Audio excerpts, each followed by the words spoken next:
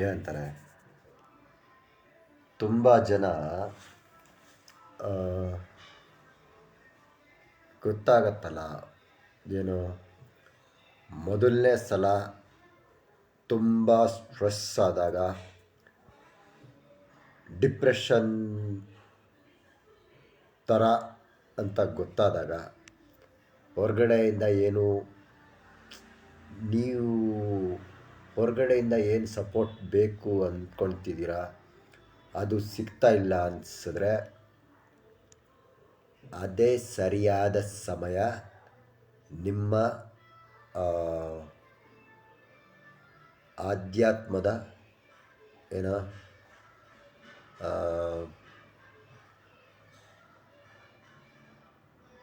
ಪುಸ್ತಕಗಳು, ವಿಡಿಯೋಗಳು, ಜಾಗಗಳು,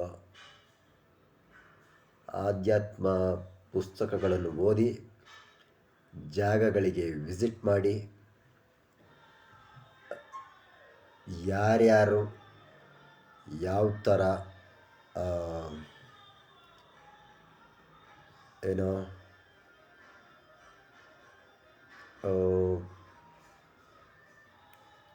108 ದಾರಿಗಳಿದ್ದಾವೆ ನಾವು ನಮ್ಮ ಬಗ್ಗೆ ತಿಳ್ಕೊಳೋಕ್ಕೆ. ಆ 108ರಲ್ಲಿ ಸಾಕೊಂದು ಎರಡು ಮೂರಲ್ಲಿ ಯಾವುದು ಸೂಟ್ ಆಗುತ್ತೆ ತಿಳ್ಕೊಂಡು ಅದನ್ನು ರೆಗ್ಯುಲರಾಗಿ ಅಭ್ಯಾಸ ಮಾಡಿ. ಫಸ್ಟ್ ಟೈಮ್ ಹೋಗ್ತಿರಲ್ಲ ಡಿಪ್ರೆಷನ್ನು, ಅದೇ ಫಸ್ಟ್ ಆಗಿರಬೇಕು, ಅದೇ ಲಾಸ್ಟ್ ಆಗಿರಬೇಕು. 2-3 ವರ್ಷ ಫುಲ್ಲು ಎಲ್ಲ ಥರದ ಒಂದೇ ಟಾಪಿಕ್ ಅದನ್ನೇ ಹಿಡ್ಕೊಂಡು ಓದಿ, ಅಭ್ಯಾಸ ಮಾಡಿ, ಆ ಜಾಗಗಳಿಗೆ ವಿಸಿಟ್ ಮಾಡಿ, ಅಲ್ಲೋಗಿ ಪಾಸಿಟಿವಿಟಿನ ಫೀಲ್ ಮಾಡಿ,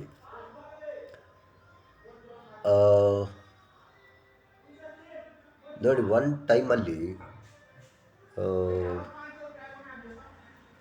ಯಾರಾದರೂ ಸಹಾಯ ಕೇಳಲೇಬೇಕಾಗತ್ತೆ. ನಾವೇ ಎಲ್ಲದೂ ಮಾಡೋಕ್ಕಾಗಲ್ಲ.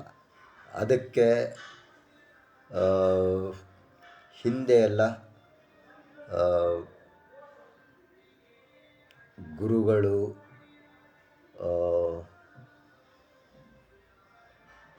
ಮಠ ಅದೆಲ್ಲ ಇರೋದು. ಅಲ್ಲಿ ಹೋಗಿ ಒಂದು 2-3 ದಿನ ಸೇವೆ, ಅದು ಸುಮ್ಮನೆ ಸೇವೆ ಮಾಡಿ, ಅಲ್ಲಿ ಕ್ಲೀನ್ ಮಾಡೋದು, ಅಡುಗೆ ಮಾಡೋದು, ಇಲ್ಲ ಚಪ್ಪಲಿ ಕಾಯೋದು, ಏನು ಮಾಡ್ತಿರೋ ಅದು ಮಾಡಿ. ಒಟ್ಟು ನೀವು ಏನಂತೀರ, ಗೊತ್ತಾಗತ್ತೆ ನಿಮ್ಮದು ಒಂಥರ ಎನರ್ಜಿ ಎಲ್ಲ ತುಂಬ ಲೋ ಇರುತ್ತೆ. ಮಲಗಿದ್ರೆ ಹೇಳೋದು ಬೇಡ ಅನಿಸತ್ತೆ, ತಿಂತಾನೆ ಇರಬೇಕು ಅನಿಸತ್ತೆ. ಆಮೇಲೆ ಯಾರನ್ನೂ ಭೇಟಿ ಆಗೋದೇ ಬೇಡ, ಒಬ್ಬರೇ ಇರೋಣ.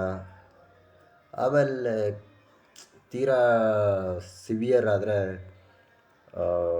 ಅನಾಹುತಗಳೆಲ್ಲ ಆಗುತ್ತೆ. ಸೊ ತೀರಾ ಸಿವಿಯರ್ ಆಗೋ ತನಕ ಕಾಯೋದು ಬೇಡ. ಒನ್ ಟೈಮ್ ಎಲ್ಲರಿಗೂ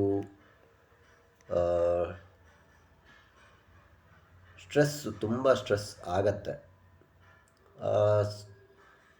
ಇಷ್ಟು ಸ್ಟ್ರೆಸ್ಸು ಒಳ್ಳೆಯದಲ್ಲ ನಮ್ಮ ಆರೋಗ್ಯಕ್ಕೆ ಅಂದರೆ, ಹಿಂದೆ ಎಲ್ಲ ಕೆಲವು ವೀಡಿಯೋಗಳಲ್ಲಿ ಹೇಳಿದ್ದೀನಿ. ಆ ಕಾರಣಗಳೇನೊಂದು 5-6 ಕಾರಣ ಏನಾರು ಇದ್ದರೆ ಅದರಲ್ಲಿ 3 ಕಾರಣಗಳನ್ನ ಎಲಿಮಿನೇಟ್ ಮಾಡಿ, 4 ಆದರೆ 4 ಮಾಡಿ, ಅಲ್ಲ, 6 ಕಾರಣನ ಎಲಿಮಿನೇಟ್ ಮಾಡೋಕ್ಕಾದ್ರೆ 6 ಕಾರಣಗಳನ್ನೂ ಎಲಿಮಿನೇಟ್ ಮಾಡಿ. ಒಟ್ಟು ಸ್ಟ್ರೆಸ್ಸಿಗೆ ಯಾವ ಕಾರಣಗಳು ಇರಬಾರ್ದು. ನಾವು ನಮ್ಮ ಬಗ್ಗೆ ಸರಿಯಾಗಿ ಯೋಚನೆ ಮಾಡಬೇಕು. ಇನ್ನೊಂದೇನು ಒಂದು ವಿಷಯ ಅಂದರೆ, ತೀರಾ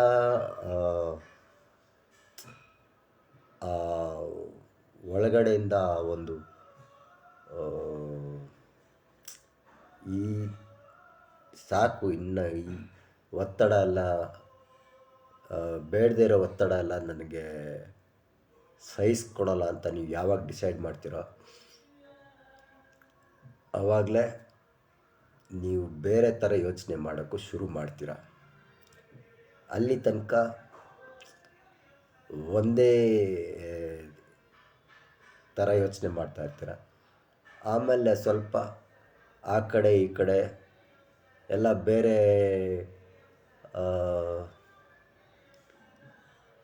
ಮನುಷ್ಯರನ್ನ ನೋಡೇ ಇನ್ಸ್ಪೈರ್ ಆಗಬೇಕು, ಇಲ್ಲ ಮೋಟಿವೇಟ್ ಆಗಬೇಕು ಅಂತಿಲ್ಲ. ನಾನು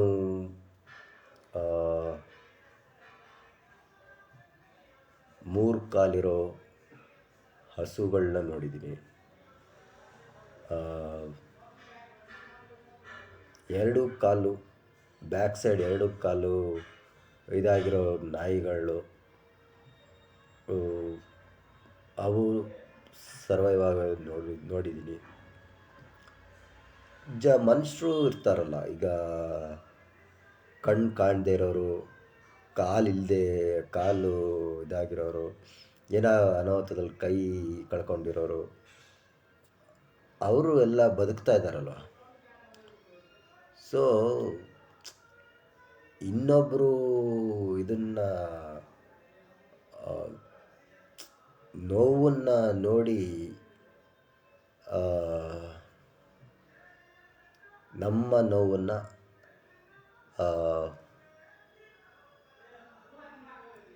ಮರೆಯೋ ಪ್ರಯತ್ನ ಮಾಡಬೇಕು. ಅವರಿಗೇನಾದ್ರು ಸಹಾಯ ಮಾಡೋಕ್ಕಾದರೆ ಸಹಾಯ ಮಾಡಿ. ಎಲ್ಲ ಅಂದರೆ ಆರ್ಥಿಕವಾಗಿ ಅಂತಲೇ ಅಲ್ಲ, ಸುಮಾರು ಸಲ ಯಾರು ಅವ್ರ ಜೊತೆ ಕೂತ್ಕೊಂಡು ಮಾತಾಡೋದು, ಒಟ್ಟಿಗೆ ಏನಾದ್ರು ತಿಂಡಿ ತಿನ್ನೋದು, ಏನೋ ಒಂದು ಅವರಿಗೆ ಒಂಟಿತನ ಅನ್ನೋದು, ಸುಮಾರು ಜನ ಡಿಪ್ರೆಷನ್ನಲ್ಲಿರೋರು ಒಂಟಿತನ ಜಾಸ್ತಿ ಬಯಸ್ತಾ ಇರ್ತಾರೆ. ಹಾಗೆ ಸುಮ್ಮನೆ ಒಬ್ಬರೇ ಇದ್ದು ಖುಷಿಯಾಗಿರೋರನ್ನ ಹೋಗಿ ಮಾತಾಡಿಸಿ ಅಂತ ಹೇಳಿ. ಬಟ್ ಯಾರು ಹೀಗೆ ಒಂಟಿಯಾಗಿದ್ದು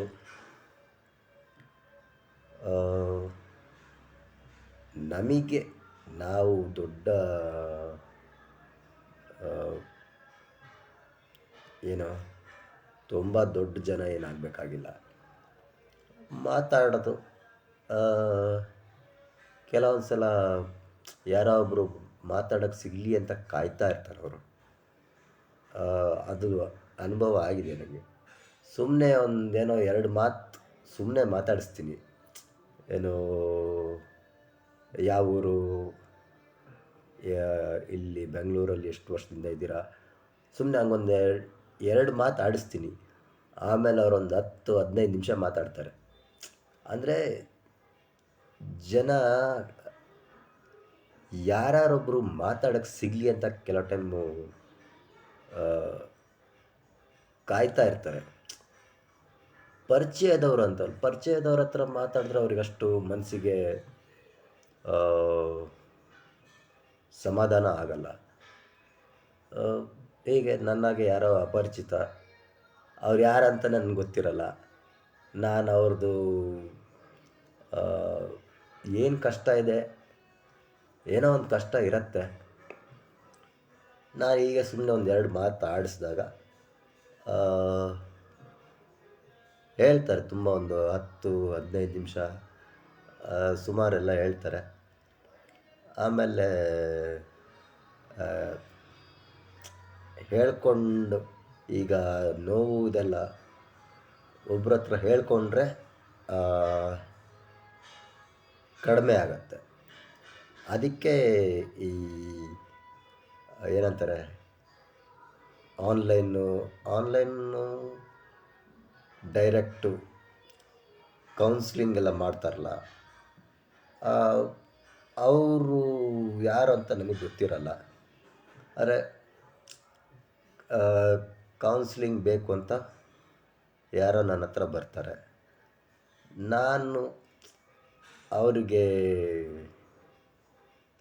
ಏನು ಒತ್ತಡಕ್ಕೆ ಕಾರಣಗಳೇನು, ಇವಾಗ ಯಾವ ಥರ ಯೋಚನೆ ಮಾಡ್ತಾ ಇದ್ದಾರೆ, ಅವರು ಯೋಚನೆ ಮಾಡೋ ರೀತಿನ ಸ್ವಲ್ಪ ಸ್ವಲ್ಪ ಬದಲಾಯಿಸ್ಕೊಳಕ್ಕೆ ಆಗತ್ತಾ, ಅದೇ ಹೇಳಿದ್ನಲ್ಲ, ಒತ್ತಡಕ್ಕೆ ಏನು ಕಾರಣಗಳಿದೆ, ಅದರಲ್ಲಿ ಯಾವ ಕಾರಣಗಳನ್ನು ಕಡಿಮೆ ಮಾಡ್ಬೋದು, ಇಲ್ಲ ಕಂಪ್ಲೀಟಾಗಿ ಬಿಟ್ಟರೆ ಒಳ್ಳೆಯದು, ಇಲ್ಲ ಅಂದರೆ ಕಡಿಮೆನಾರು ಮಾಡ್ಕೊಬೇಕು. ಸೊ ಡಿಪ್ರೆಷನ್ ಅಂತ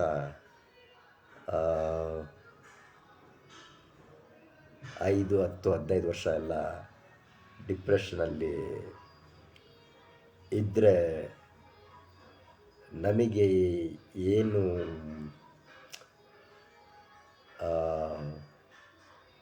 ಸುಮಾರು ಜನಕ್ಕೆ ಮನಸ್ಸಿನ ಶಕ್ತಿ ಏನು ಅನ್ನೋದೇ ಸರಿಯಾಗಿ ಗೊತ್ತಿಲ್ಲ. ಅದಕ್ಕೆ ಅರ್ಧ ಡಿಪ್ರೆಷನ್ ಅಂತ. ನಾವು ಯೋಗ ಪ್ರಾಕ್ಟೀಸ್ ಮಾಡೋರು, ಫುಡ್ಡಲ್ಲೂ ಕಂಟ್ರೋಲು ಇರುತ್ತೆ, ಮತ್ತು ಯೋಚನೆಗಳಲ್ಲಿ ಥಾಟ್ಸ್ ಬೇಡದೇ ಇರೋ ಯೋಚನೆಗಳ ಕಡೆ ಗಮನ ಕೊಡಬೇಡಿ.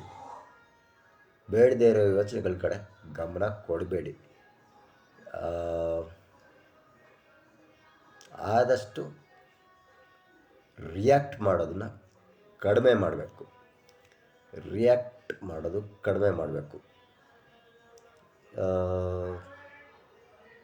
ಬೇರೆಯವರು ರಿಯಾಕ್ಟ್ ಮಾಡ್ತಾ ಇದ್ದಾರೆ, ಅವ್ರು ರಿಯಾಕ್ಟ್ ಮಾಡ್ತಾ ಇದ್ದಾರೆ ಅಂತ ನಾವು ರಿಯಾಕ್ಟ್ ಮಾಡಬಾರ್ದು.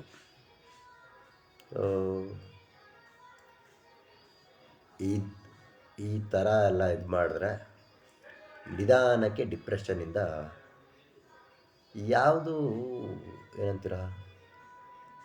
ಯಾವುದು ಯೋಚನೆಗಳು ವರ್ಷಾನುಗಟ್ಟಲೆ ಇರಲ್ಲ.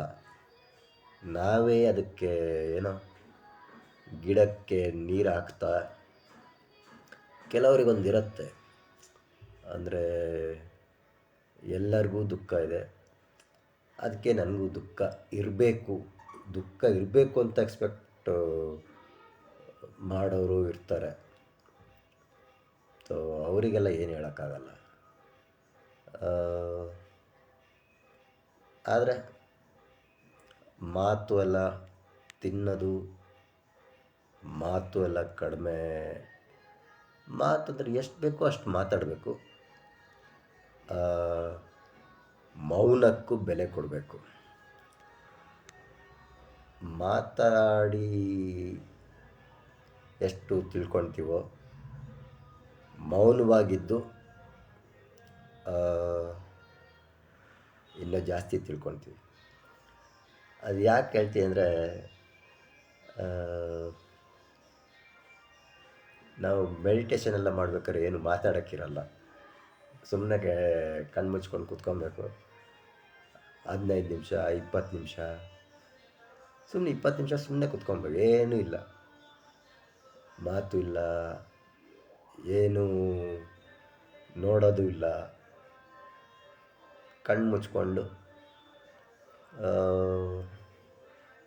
ಯಾವ್ದಾದ್ರು ಇಷ್ಟ ದೇವರಿದ್ರೆ ಅವ್ರ ಮಂತ್ರ ಇದು ಮಾಡ್ತಾ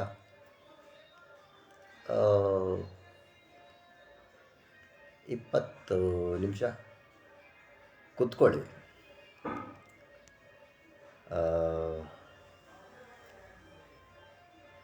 ಎಲ್ಲರಿಗೂ ಗೊತ್ತು, ಯೋಗದಿಂದ ಮೈಂಡನ್ನು ಯೋಗದಿಂದ ಮೈಂಡ್ ಕಂಟ್ರೋಲ್ ಚೆನ್ನಾಗಿ ಮಾಡ್ಬೋದು ಅಂತ. ಅಭ್ಯಾಸ ಮಾಡಿ, ಕಾಂಟ್ಯಾಕ್ಟ್ ಮಾಡಿ. ಆನ್ಲೈನಲ್ಲಿ ಯಾವ್ದಾದ್ರು ಡೈರೆಕ್ಟಾಗಾದರೆ ಡೈರೆಕ್ಟಾಗಿ ಬಂದರೆ ಇನ್ನು ಜಾಸ್ತಿ ತಿಳ್ಕೊಬೋದು. ಇಲ್ಲ ಆನ್ಲೈನ್ ಅಂದರೆ ಆನ್ಲೈನಲ್ಲೂ ಸಿಗ್ತೀವಿ. ಡಿಪ್ರೆಷನ್ ಅಂತ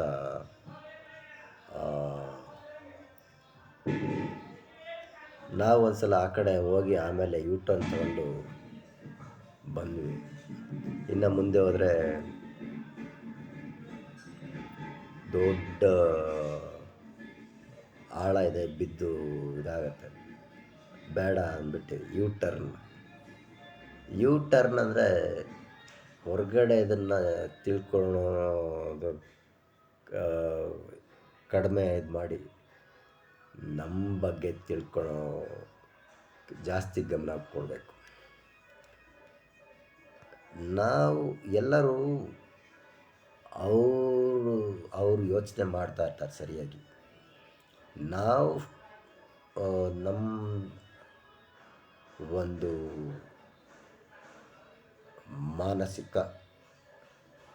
ಮಾನಸಿಕ ಆರೋಗ್ಯ ಎಷ್ಟು ಚೆನ್ನಾಗಿರುತ್ತೋ ದೈಹಿಕ ಆರೋಗ್ಯನೂ ಹಾಗೆ ಚೆನ್ನಾಗಿರುತ್ತೆ. ಫುಲ್ ವಿಡಿಯೋ ನೋಡ್ರಪ್ಪ.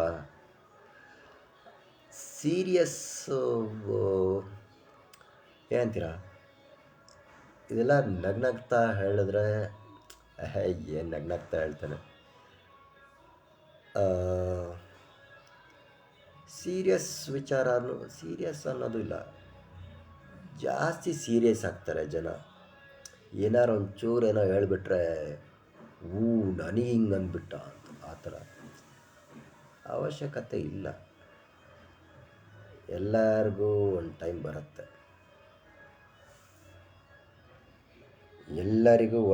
ಬರುತ್ತೆ, ಆದರೆ ಟೈಮ್ ಬರುತ್ತೆ ಅಂತ ಕಾಯ್ತಾ ಕೂರಬಾರ್ದು. ಫಸ್ಟ್ ಟೈಮ್ ಯಾವಾಗ ನೀವೊಂದು 16 ವರ್ಷನೋ 18-20 ವರ್ಷ 20ಕ್ಕೆ ಬಂತು ಡಿಪ್ರೆಷನ್ ಅಂದರೆ 22-23ಕ್ಕೆಲ್ಲ ತಿರುಗಿ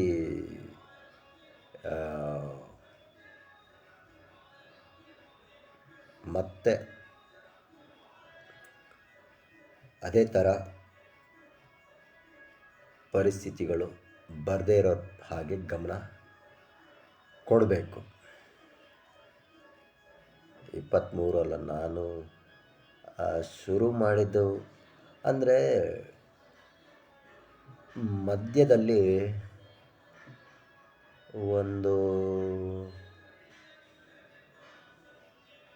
ಮಧ್ಯದಲ್ಲೊಂದು 5-6 ವರ್ಷ ರಿಲ್ಯಾಕ್ಸ್ ಆದೆ.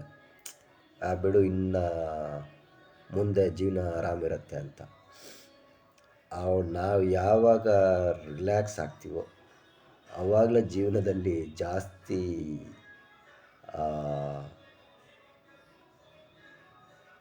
ಏನಾಗೋದು, ಏನಾದರೂ ಒಂದು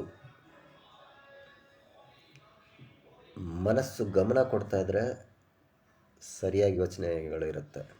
ಗಮನ ಕೊಡಲಿಲ್ಲ ಅಂದರೆ ಏನೇನೋ ಯೋಚನೆಗಳು ಬರುತ್ತೆ. ಸೊ ಎಲ್ಲರೂ ಚೆನ್ನಾಗಿ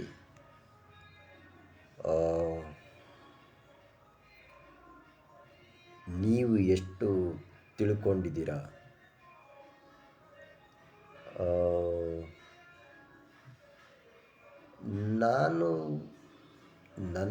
ನಾನು ಹೇಳಿದ ಮೇಲೆಲ್ಲ ಇದೆಲ್ಲ ನಮಗೂ ಗೊತ್ತು ಅಂತ ಸುಮಾರು ಜನ ಹೇಳ್ತಾರೆ. ಗೊತ್ತಿರೋದು ಬೇರೆ, ಅಭ್ಯಾಸ ಮಾಡೋದು ಬೇರೆ. ಗೊತ್ತಿರೋದನ್ನು ಅಭ್ಯಾಸನೂ ಮಾಡಬೇಕು. Practice practice practice.